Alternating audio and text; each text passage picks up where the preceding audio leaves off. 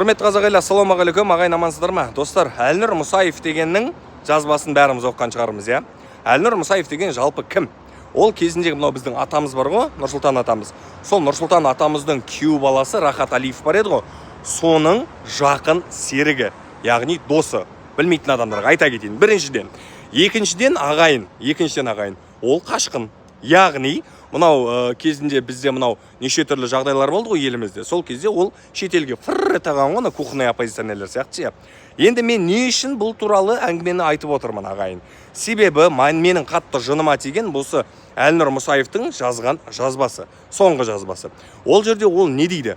Көпсі біле бермейді дейді, бірақ Трамп 87 жылы Совет өкіметінің шпионы болған дейді. Яғни КГБ-да жұмыс істеген деген әңгіме таратып отыр да. Ағайын, мейлі айтса айта берсін ғой, бірақ қазақты ойлайтын адамның сөзі емес қой мынау. Сөздің ашығын айтқанда ше. Неге екенін дәлелдеп берейін, қараңыздар. Біріншіден, ол дүние шынымен де рас болса, Трамп қашан 2016 жыл ма, 2017 жыл ма президент болды ғой. Сол кезде шығар еді бұл әңгіме. Біріншіден, иә.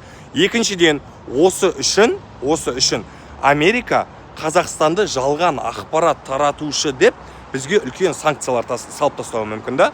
Сол кезде маңырағанның көкесі боламыз. Ей, қашқындар, кухонный оппозиционерлер, кеттіңдер ма, көттеріңді қысыңдаршы, өтініш сендерден.